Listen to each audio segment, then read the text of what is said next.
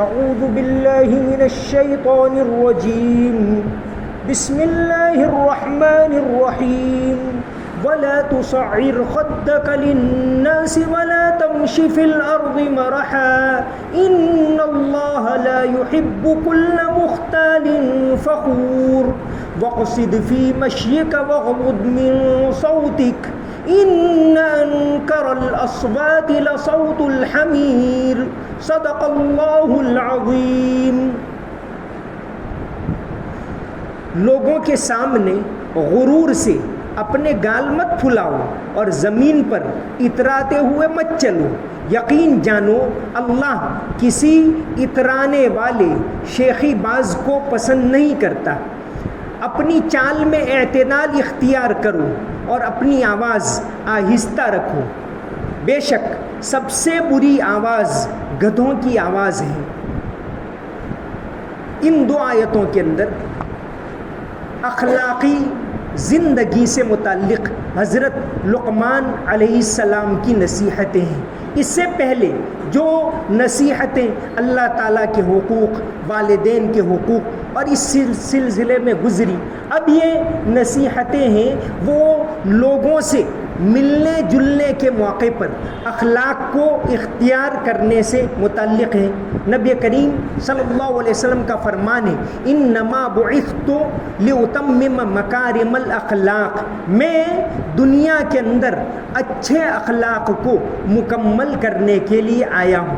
تو اچھے اخلاق سے پیش آنا یہ نبی کریم صلی اللہ علیہ وسلم کی تعلیم میں بہت اہم ہے. اخلاقی زندگی یہ آپ صلی اللہ علیہ وسلم کی تعلیم ہے. یہاں حضرت لقمان علیہ السلام اپنے بیٹے کو اس سے متعلق نصیحت کر رہے. اولاد کو نصیحت کرنا یہ دین کا ایک اہم حصہ ہے. اولاد کی فکر کرنا، ان کی تربیت کرنا. نبی کریم صلی اللہ علیہ وسلم کا فرمان ہے کلکم راعٍ وکلکم مسئول عن رعیتہ، کہ تم میں سے ہر ایک ذمہ دار ہے اور ہر ایک سے اپنے ماتحتوں کے بارے میں قیامت کے دن پوچھا جائے گا. تو ہر ایک کی یہ ذمہ داری بھی بنتی ہے کہ جس طرح اپنی اولاد کی دنیاوی زندگی کے بارے میں فکر کرنے میں کوئی حرج نہیں، کرنا چاہیے. ساتھ ہی ساتھ ان کو توحید سکھانا، ان کی اخلاقی زندگی کے بارے میں فکر کرنا یہ بھی ہر ایک کی ذمہ داری بنتی ہے. علامہ اقبال کی بعض باتیں اس سلسلے میں قابل ذکر ہیں. ان کی ایک تو نظم ہے جاوید کے نام. ان کے بیٹے تھے جاوید اقبال، بہت لمبی عمر پائی. 2015 کے اندر انتقال ہوا جاوید اقبال کا. جسٹس جاوید اقبال ان کے بیٹے. تو ایک وہ نظم تو بہت ہی مشہور ہے.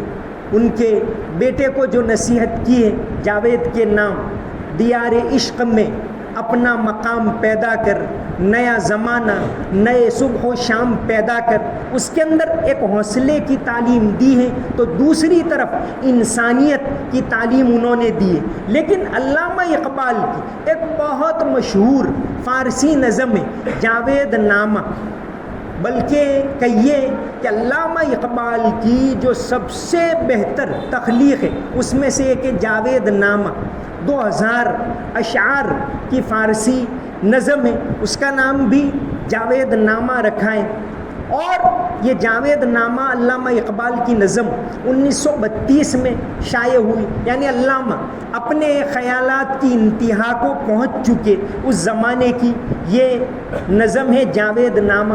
اس کے اندر بھی یہ نظم تو اس طرح ہے کہ علامہ اقبال ایک مرتبہ ایک جھیل کے کنارے پر ایک کہانی کے انداز میں پوری نظم سمجھیے کہ جیسا معراج کا واقعہ ہے اسی طرح کہ ایک جگہ بیٹھے ہوئے ہیں اور بہت غم زدہ ہیں اور ان کے پیر علامہ اقبال مولانا رومی کو اپنا پیر مانتے تھے. وہ آتے ہیں اور علامہ سے پوچھتے ہیں کہ بھئی کیوں غم زدہ ہو. پھر ان کو لے جاتے ہیں آسمانوں کی سیر پر اور الگ الگ جگہ لے جاتے ہیں. مریخ پر لے جاتے ہیں، زحل پر لے جاتے ہیں اور پھر وہاں الگ الگ لوگوں سے ملاقات ہوتی ہے. آپ صلی اللہ علیہ وسلم سے ملاقات ہوتی ہے، جمال الدین افغانی سے ملاقات ہوتی ہے، منصور حلاج سے ملاقات ہوتی ہے، اور بہت سے مغربی مفکرین، اس گوتم بدھ سے ملاقات ہوتی، اور اس میں پھر ساری نصیحتوں کا نچوڑ ہے، روحانی زندگی کی ترقی کی تعلیم اس کے اندر ہے، جاوید نامہ۔ تو یہ بھی گویا کہاں جاتا ہے کہ علامہ نے اپنے بیٹے جاوید کے نام پر سے یہ نظم لکھی ہے۔ تو اولاد کی فکر کرنا یہ دین کا حصہ ہے۔ یہاں چند اخلاقی زندگی کی نصیحتیں ہیں۔ پہلی نصیحتیں وَلَا تُصَعِّرْ خَدَّكَ لِلنَّاسِ، لوگوں کے سامنے اپنے گال مت پھلاؤ۔ یہ عربی کا لفظ ہے سعر۔ سعر کا مطلب ہوتا ہے، جیسا کہ زبان کے جاننے والے لکھتے ہیں، کہ اونٹ کو ایک بیماری ہوتی تھی، اس کی گردن یوں مڑ جاتی تھی، ایک طرف سے نظر آتا تھا۔ اس پر سے یہ ایک مثل مشہور ہو گئی، کہاوت بن گئی، سعر الخد، یعنی گال کو پھلانا، کہ آدمی اپنے آپ کو بڑا سمجھے، آئی ایم سم تھنگ، اس طرح۔ تو فرمایا کہ صحیح نہیں ہے، وَلَا تُصَعِّرْ خَدَّكَ لِلنَّاسِ، لوگوں کے سامنے اپنے گال کو مت پھلاؤ، بلکہ لوگوں سے مسکراہٹ کے ساتھ ملنا یہ صدقہ ہے۔ نبی کریم صلی اللہ علیہ وسلم ہمیشہ لوگوں سے مسکراتے ہوئے ملتے تھے، اور حدیث شریف کے اندر آتا ہے، حضرت ابو ذر رضی اللہ عنہ سے مروی ہے، آپ صلی اللہ علیہ وسلم نے فرمایا لا تحقرن شیئا من المعروف، کہ کسی بھی نیکی کو حقیر مت سمجھو، ولو ان تلقا اخاک بوجہ طلق، اگرچہ تم اپنے بھائی سے خندہ پیشانی سے ہنستے ہوئے ملو، یہ بھی ایک نیکی ہے، اس کو بھی اپناؤ۔ آدمی لوگوں سے ملے جلے، اپنے آپ کو بڑا نہ سمجھے، بلکہ تمام انسان ہے اسی طرح وہ بھی ایک انسان ہے۔ اللہ کے نبی صلی اللہ علیہ وسلم کتنا اونچا مقام رکھتے تھے، آپ صلی اللہ علیہ وسلم اس کے باوجود چھوٹا بڑا ہر ایک سے ملتے تھے، خیر خبر پوچھتے تھے۔ اس سلسلہ کا ایک واقعہ محمد عبد الرحمن العریفی نے ان کی کتاب استمتع بحیاتک اس کے اندر لکھا ہے، ایک صحابی تھے ظاہر ابن حرام، بدری صحابی تھے۔ بدری صحابہ کے بارے میں جو کتاب لکھی ہے اصحاب بدر، اس کے اندر ان کے حالات لکھے ہیں قاضی سلیمان منصور پوری نے۔ تو ایک صحابی بدری صحابی تھے، لیکن دیہاتی تھے، دیہات کے رہنے والے، ظاہر ابن حرام، محمد عبد الرحمن العریفی، ان کی کتاب ہے استمتع بحیاتی، اردو میں اس کا ترجمہ ہوا ہے زندگی سے لطف اٹھائی، یعنی زندگی کے اخلاق جو قرآن اور حدیث کے اندر ہیں وہ سعودی عرب کے اس عالم نے اس کتاب کے اندر لکھے ہیں، جس کو آج کل کی زبان میں کہتے ہیں پرسنالٹی ڈیولپمنٹ کے اوپر بہت اچھی کتاب ہے، تمام زبانوں میں اس کا ترجمہ بھی ہوا ہے۔ تو انہوں نے واقعہ لکھا ہے کہ ظاہر ابن حرام ایک صحابی تھے، بدری صحابی تھے، لیکن دیہات کے رہنے والے تھے۔ وہ جب بھی مدینہ کے اندر بازار میں آتے تھے تو آپ صلی اللہ علیہ وسلم کے لیے دیہات سے کوئی تحفہ پنیر وغیرہ لایا کرتے تھے، شہد لاتے تھے، اور آپ صلی اللہ علیہ وسلم بھی ان کو مدینہ کی کھجور وغیرہ ہدیے میں دیتے تھے۔ ایک مرتبہ ظاہر ابن حرام آئے، آپ صلی اللہ علیہ وسلم گھر میں نہیں تھے، وہ ہدیہ لائے تھے، دیا اور چلے گئے بازار میں اپنا کاروبار کرنے۔ آپ صلی اللہ علیہ وسلم جب گھر آئے تو پتہ چلا کہ ظاہر آئے تھے۔ آپ صلی اللہ علیہ وسلم فوراً ان کو ملنے گئے تو دیکھا کہ بازار کے اندر وہ چیزیں بیچ رہے ہیں کہ بھئی 1-1 ریال 2 اس طرح بیچ رہے تھے، آواز لگا رہے تھے۔ آپ صلی اللہ علیہ وسلم گئے اور پیچھے سے جا کر ان کی آنکھیں دبا دی۔ آپ صلی اللہ علیہ وسلم کیسی سادگی اپناتے تھے، کس طرح رہتے تھے، آنکھیں دبا دی۔ وہ بولنے لگے کون ہے کون ہے، آپ صلی اللہ علیہ وسلم خاموش رہے۔ پھر آپ نے کہا کہ بھئی یہ غلام کسی کو خریدنا ہے، تو سمجھ گئے کہ یہ تو اللہ کے رسول صلی اللہ علیہ وسلم ہے۔ تو کہا کہ حضور مجھ جیسے آدمی کو کون خریدے گا، آپ کو نقصان ہوگا۔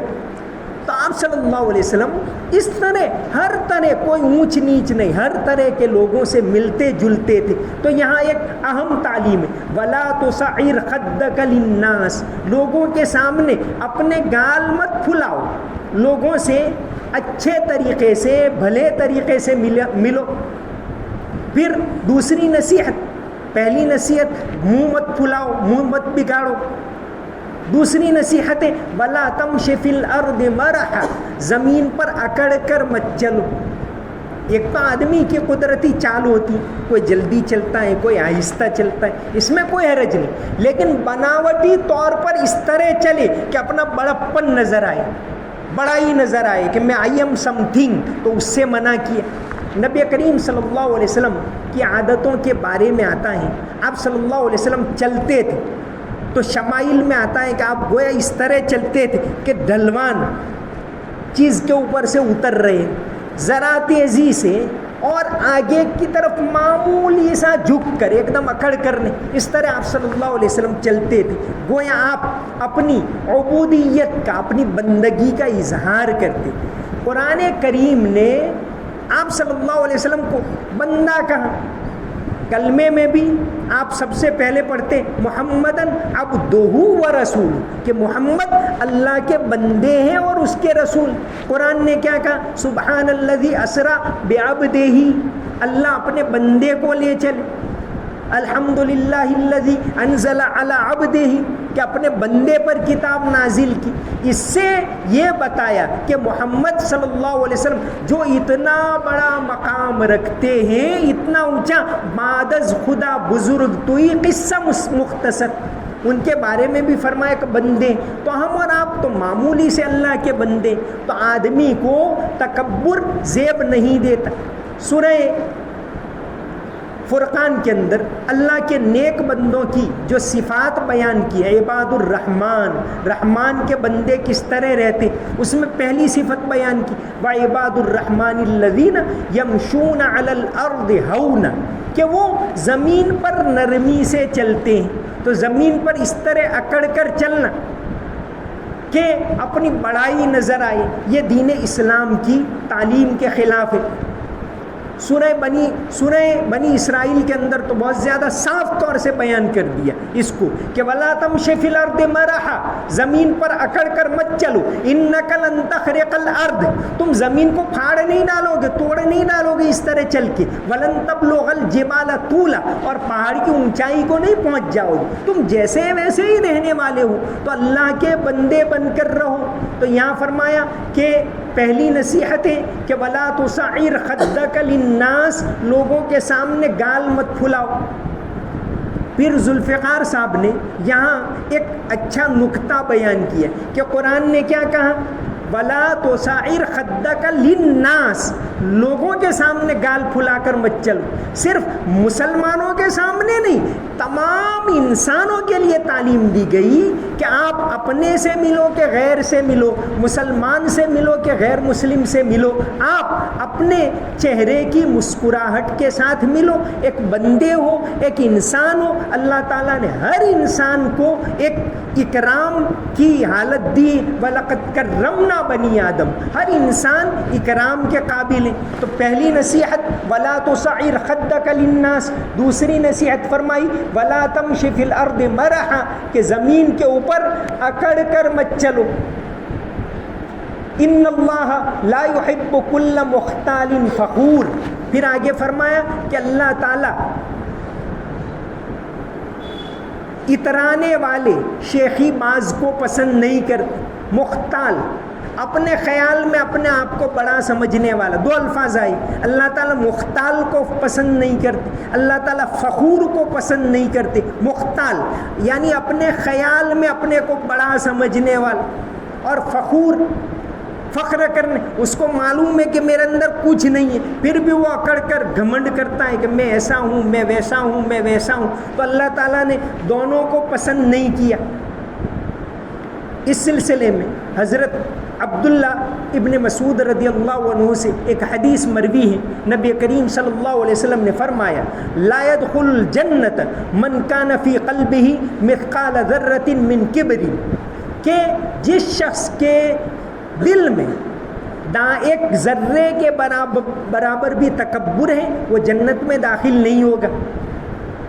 فقال رجل، ایک آدمی نے کہا، ان الرجل يحب ان يكون ثوبه حسنا ونعله حسنا، کہ ایک آدمی اچھے کپڑے پہننا پسند کرتا ہے، اچھے جوتے پہننا پسند کرتا ہے. اے اللہ کے نبی صلی اللہ علیہ وسلم، کیا یہ تکبر میں شامل ہے؟ آپ صلی اللہ علیہ وسلم نے فرمایا نہیں، ان اللہ جمیل یحب الجمال، کہ اللہ تعالیٰ خوبصورت ہے اور خوبصورتی کو پسند کرتے ہیں. تو اس طرح اچھے کپڑے پہننا، اچھے جوتے پہننا یہ منع نہیں. پھر آگے آپ نے فرمایا الکبر بطر الحق وغمط الناس، کہ تکبر تو یہ ہے کہ حق بات کو جھٹلانا اور لوگوں کو حقیر سمجھنا، حق بات کو قبول نہ کرنا، کہ سچائی یہی ہے پھر بھی بس میں کہوں وہی صحیح، یہ تکبر ہے. دوسرا غمط الناس، لوگوں کو حقیر سمجھنا.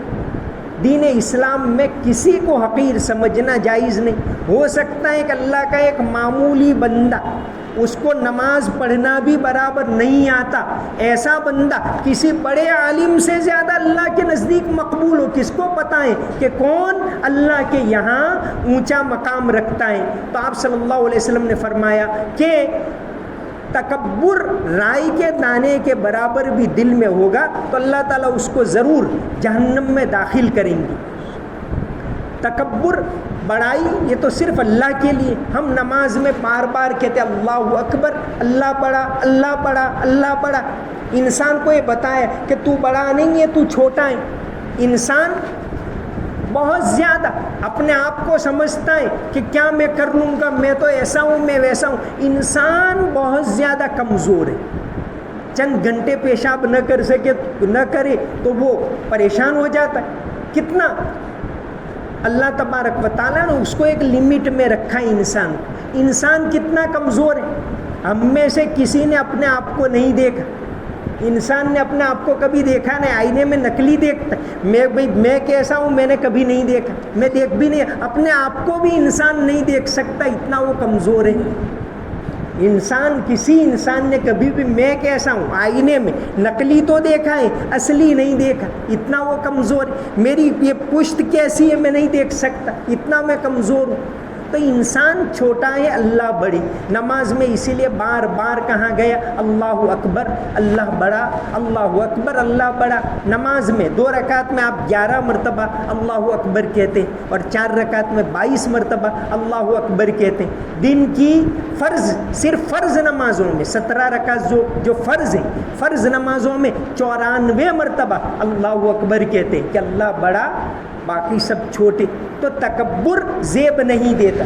تو پہلی نصیحت، لوگوں کے سامنے گال پھلا کر مت چلو کہ یہ چھوٹا میں بڑا.